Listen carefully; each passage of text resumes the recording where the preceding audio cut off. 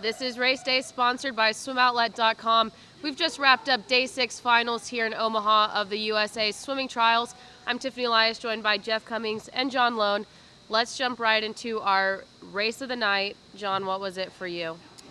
For me, it's not about a guy who finished first in anything tonight or punched an Olympic ticket. It's Ryan Lochte just advancing to the final of the 100 butterfly after a grueling 200 backstroke, a grueling 200 individual medley, and completing a triple that I think has a lot of us here shaking our heads. It was just a phenomenal one-man performance. Absolutely. I just couldn't believe it. I was a little worried about him at the 75. You could tell it wasn't the Ryan Lochte butterfly that we've known. He started to go a little vertical, but it's Ryan Lochte. He doesn't back away from a challenge. He knew what he had to do. He was going to get to that wall and get to that final. Now, we'll talk about the 100 fly a little bit more later, but we were shocked that he decided to not scratch the semifinal fly. Where do you think, or why do you think he's choosing to swim this all the way through? Just because it's his last event, or because he actually sees potential in it? I think if it was anywhere else on the schedule, he would have scratched, but I think it made sense to keep going through because it didn't precede either of his finals tonight. It now gives him a whole day to prepare for the final tomorrow. It's the only event he'll have, so he'll be fresh, and you would think much faster. I mean, this is a guy who put in 400 meters of hard work tonight in a very short window. It ended up being that before that race. He had a 29 minutes between his 200 back and 200 medley, and then only 25 minutes to prepare for the 100 fly. Part of that time was spent on the award ceremony dealing with all that stuff for everybody. So a fresh Lochte tomorrow night, we'll get to this, but Dangerous. All right, well, let's get right into the first event, which was the men's semifinal 50 freestyle. Anthony Irvin proving that this morning wasn't a fluke. He did it again, 21.74 to be first coming back into finals, followed by Nathan Adrian, 21.8. Josh Snyder with a better semifinal swim this morning. He wasn't very happy with it, 21.81 as well. Also in the mix going to the final, we've got Fegan, Colin Jones, Grievers. Where's the race tomorrow? Well, it's a race where one lap, anybody who makes a mistake can count themselves out. So you got to believe it's an Irvin, Adrian, Fegan, Schneider thing right now because those are the four guys under 22. But Anthony Irvin, 21.74, career best, 11 years after his previous career best. Impressive. No telling how good this guy could have been had he stayed in the sport. We could be talking, and the purists will probably go nuts here. He could have been like Popov, maybe. I mean, just because of the sheer talent he has. And maybe he could have been one of the best sprinters of all time. Just glad to see him back in the sport and doing what he's doing. Yeah, I think it's just good that no matter what he ends up tomorrow, it's just a really good thing because I think it just gives a lot of people inspiration, not only about staying in the sport, but just seeing someone who has this goal, who had a goal of just wanting to just do the best he could, and getting this far is just it's inspiration to a lot of people in the stands. Is there anyone, and Phelps and Lochte fall into this category, but how many guys, I'll rephrase it, how many guys have the God-given talent that Anthony Irvin has in the sprints? Yeah, he came into Cal pretty raw, and every year Mike Bottom just made him better and better and better. And then he went and trained with Gary Hall in 2000 in Phoenix, and just really untapped talent there. And yeah, a lot of people were really expecting he won Worlds in 2001. And then both sprints at that Worlds. Right, and everybody was really thinking 2004 was going to be his year, and then he just kind of just said, I don't know, and just dropped out. So yeah, it's a big question mark, but we're not going to wonder that anymore. And yesterday we talked about the future of the men's 100 freestyle and the dangers we're potentially seeing in London there. What do you feel about the 50s? I'm confused, to be quite honest, because the 50 has been pretty darn quick. 21.7, a couple 21.8, 3 21.8s. And for it to not transfer over a little bit is somewhat surprising for me. Yeah, but the final, I think we'll see Nathan really crank it out. I think he's still been kind of holding off the gas pedal a little bit. But the thing is, I asked this to Nathan after his 100 free. What does the United States have to do for that relay? And they're not really thinking that yet. I think they're just thinking, I've just got to get through this meet, and then we've got 3 weeks to prepare. So right now, I don't think we have to worry. I mean, we've proven with every Olympics that we do have some kind of power in the sprint, and whether it's getting a medal or at least getting in the final, I don't think that's going to be a problem at all. All right, well, moving on to the first final of the night was the ladies 200 breaststroke. Rebecca Soni, no surprise, on top, 2:21. Michael Lawrence punching her ticket in for second, 2:23. Unfortunately, Andrea Kropp got that third place position. But were we expecting Sony to go a little bit faster than a 2:21 since that's what she went in semis? I think that's kind of this barrier that she just can't get through. And the first 50 was, I don't know if you agree with me, John, but a little slower than I expected her to be. She was gliding, which is not something. She usually is out a little bit more, and it took a while for her to assert herself this time around. Yeah, and I was not to say I was nervous, but I was just like, this is kind of a different strategy, and so I think she'll look at the tapes and say, okay, I could just be a little more aggressive. That 220 is mine. I think she has more in London, and we talked about it last night. We've talked about it off camera this week. That 219 is there, and that world record being 220.12. It's a record I want to see go because, look, Anna Mae Pierce had a tremendous year in 2009, but outside of a rubber suit, she has not shown herself to be one of the best breaststrokers in the world. I would like to see that record go to somebody with a consistency of a Sony who is doing the work based on what they have ability-wise, not from a little bit of a technical standpoint. Right. All right, well, next final up was the 200 men's backstroke. Lochte with his first event of the night. He walks away with the win there. Did it on that last wall to take down Tyler Clary into the finish. Both boys 154, and Nick Thoman dropping to a 157 for third. Now, Lochte had the 200 IM to come after that 154. Was that a good time for him? I think for this meet only, it will not be able to do this in London. For this meet only, he knew he could back off and just do what he needed to do. He will not be able to do that in London. There was no way that he can just coast through that.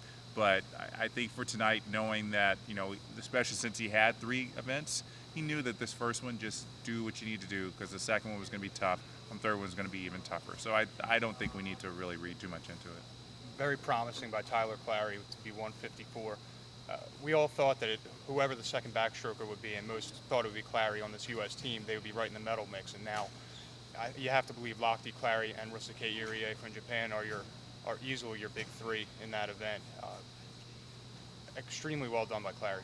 Yeah. Now, we spoke about this earlier. Lochte had less than 30 minutes in between his 2 back and 2 IM. Is that going to be how it is in London? About the same turnover? It's actually a little bit tighter of a schedule, which is scary. And I guess as we get to the 200 IM, we'll weigh in on that a little bit. All right. So moving on to the ladies 200 back semifinals. Nothing spectacular here. Missy Franklin doing enough to get her hand on the wall first, 207. But keeping in mind that she has to come back for 100 free final. Elizabeth Beisel and Elizabeth Pelton in for second and third. And those are the 3 we'll see tomorrow night. It'll be a Franklin show out front, and then the Elizabeth, Beisel, and Pelton battling it out for that number 2 spot. And it'll be very opposite approaches. You'll see Pelton out quickly, and then can Beisel track her down? I think that's true. I think it's up to Pelton to push the pace, but not push it too much, because as we saw in that 200 IM, she will get run down, and Elizabeth Beisel has endurance that's boundless. So, she can come back on that last 100. And, in terms of Missy, this is like going to be just so easy for her, because it's only one event, and every day she's been doing double. So, to be able to one, rest up tomorrow morning, and 2, just come back and just have that one event. I mean, I'm anticipating something really good. So how realistic is breaking this world record? Well, just after what I saw tonight in the 100 free, knowing that, everything's still, I was a little worried after her 200 free, it wasn't the time that we were hoping for. I thought maybe, she was getting a little tired, but seeing her come back and do really well in that 100 free, I think it's all systems go. Especially the way she came back on the last lap of that. We'll get to that. I guess. Jumping the gun. Next event was the finals for the men's 200 IM, and this time the win goes to Phelps, the birthday boy, 154, but right behind him was Lochte by less than a half a second, 154 as well, and Connor Dwyer, 158, so a little bit of a drop-off there. Yeah, and I kind of feel bad that I wasn't watching 3rd through 8th, but, it's just one of those races that you can't keep your eyes off of. Who's gonna surge ahead on the backstroke, who's gonna surge ahead on breaststroke, and how's this gonna finish out, and so it's just one of those races you just love to anticipate, because it's a medley, different strengths and weaknesses, and which is Phelps going to use, which is Lochte going to use, and I just love watching it. And tonight, 9/100ths of a second, pretty good. The impressive thing here was that Phelps outsplit Lochte on the breaststroke leg, as opposed I after saw that. a night after Lochte goes 32.9 on his third leg. This is where this is where the double for Lochte becomes very difficult. He had 29 minutes tonight, and he comes up just short of Phelps. That window gets tighter in London, down to about 20 minutes. They're both not at their peak here. So if he can't get it done in a 30-minute window, now you're looking at 20, it just goes to show how difficult that double is. Can he pull it off? I don't doubt anything the guy can do. At the same time, if you're giving any advantage to Michael Phelps, that's scary.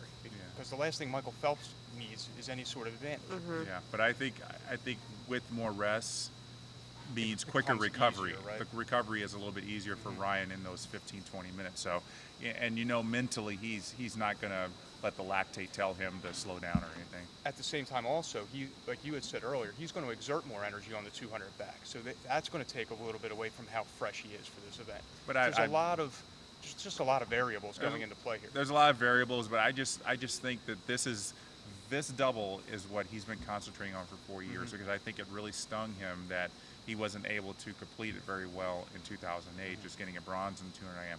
So he's hungry for this one day, and I think it's finally going to come in a month, and I think we'll all be surprised. Now, they were pretty close to Lochte's world record as well. Were we shocked by a 154, or did we expect that just because these guys both wanted to win? I expected it. I wasn't surprised by it at all. Yeah, it was about where I thought they'd be. And I think it'll take 153 to win in London. Oh, yeah. And moving on to what I thought was the race of the night, 100 freestyle finals on the ladies' side. Jessica Hardy with just an emotional win, 53.96. In for second, Missy Franklin punching another event, 54-1, and Allison Schmidt grabbing third. Also in the mix there, Leah Neal coming in for fourth with a great swim. She's going to make that spot. Amanda Weir and Natalie Coughlin grabbed on to sixth place. But Jessica Hardy, just have to give it to her. She even said after that, never in a million years would I thought I could win the 100 freestyle. You wouldn't really think that would be the mindset going into a race, but everybody was shocked. She's been through a lot, and that might be the understatement of the meet. She qualifies 4 years ago, tests positive for clenbuterol, gets a 2-year ban, gets it reduced to 1 year because they show there was a contaminated supplement. Comes back here, takes third in the 100 breaststroke, where she's favored to take one of the top 2 spots. Tonight comes out and gets the thing done. How do you not feel good for a girl who kept plugging away, kept working with Dave Salo at getting things right? She could have folded it up and said, I'm not. That was devastating. Emotionally, the toll that had to take on her, none of us can understand what she dealt with.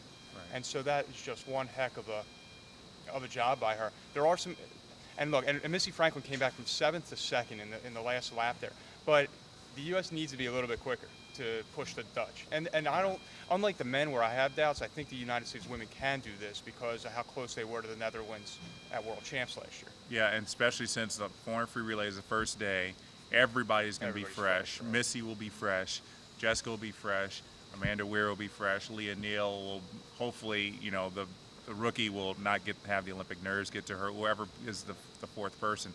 I think there's a chance, but they still got to get through Chromo Wijoyo. I mean, 52.7, whether you're lead off or anchor, that's a big one to and get through. Also acknowledging Dana Vollmer coming in for 7th. Right. A little shocked that she at least wasn't top 6. Well, I think it's a shock, but she's still got plenty to do in that week. So I think not swimming one race is okay. And real quick with Leah Neal and Natalie Coughlin. Leah Neal's been pegged as a future star since she was about 13 years old, training out of New York in Asphalt Green. So to see her fulfill that promise is a tremendous thing.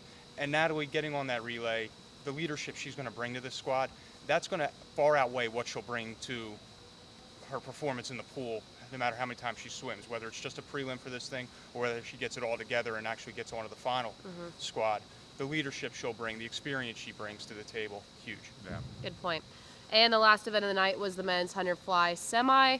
Lochte doing what he needed to do to make it into a third final event tomorrow. But Phelps leading the way, 51.3. Tyler McGill with another great swim, 51.8. And Tom Shields with it also much better than his prelim performance, 51.9. I was really happy about Tom Shields. Just one of those guys who's never, ever proven himself long courses, but it's just been brutal in the short course because he's got great underwaters. I think it's just been one of those things where Dave Durden just kind of got in his head and said, look, you can do this. You can do this. Don't be afraid of the fact that you only get 15 meters underwater and 35 to swim. And Top I think 10 in the world now. he's top 10 in the world. I mean, that's just really amazing. I think he's going to really put together something amazing tomorrow in the final. But Tim Phillips and Tyler McGill have got the experience over him in this event long course. So I think that may hurt him in this regard. But Tom's is a Southern Cal boy. He's laid back, doesn't have much of a care in the world, and that makes him dangerous too. Let me throw one out to you, Jeff. I mean, where is Arrested Lochte in your mind tomorrow night? How much does having the morning off and not a program before matter for him in going after that second spot? Because if I'm Tyler McGill, Tom Shields, Tim Phillips tonight, a little nervous. I'm not sleeping well. I'd be a little nervous, but at the same time, it's going to take a 51.6, I think, because these guys are going to go faster. I just, because he's never really done this long course at this level, I guess I don't know what he's capable of, but I guess we shouldn't say, Ryan's not capable of anything. Yeah, so I don't think we have to go down that road. I think it's a strong point to make that everybody should be nervous because he's a totally rested Lochte is a dangerous Lochte, so he will be in the mix, and I guess I will start now I will start processing of not being surprised if he gets second. Okay. Hypothetically speaking, Lochte grabs that second place position. Do you think he'll actually do all three in London? I'm not sure if this could be a scenario of where he actually sees it through, or say he gets second. That earns him the medley relay spot in the prelims, but he gives up the individual spot. Then I'd be if I were that person who gets that second individual spot, I'd be pissed because Why? now I don't get that medley relay. That's Right. not, but that's your fault for not getting second at the trial. That's true, but I guess it's kind of you think. I know See, I don't, because the favor's being done for you just to get you on the team. So therefore, nothing should be rewarded. So Lochte earns Lochte earns the relay spot, gives a gift to somebody for the second individual one. They should be thrilled with the gift. Don't go asking for, okay, what else do I get? I agree with John. Yeah, you're right, but I guess if I were to look at it in my shoes, I'd be like, well, yeah, swimming the 100 fly is great, but there's that almost assured relay. And guess medal. what? You can't have the individual spot. I'll take that too. Right. Unfortunately, you got third, but you got lucky Yeah, that yeah, Right. he yeah. scratched. Yeah. So that wrapped up day 6 finals. Looking ahead tomorrow is a really short lineup as we come here to the end. We've only got 2 events. On the ladies' side, it's the 50 freestyle. On the men's side, it's all the way up to the 1500.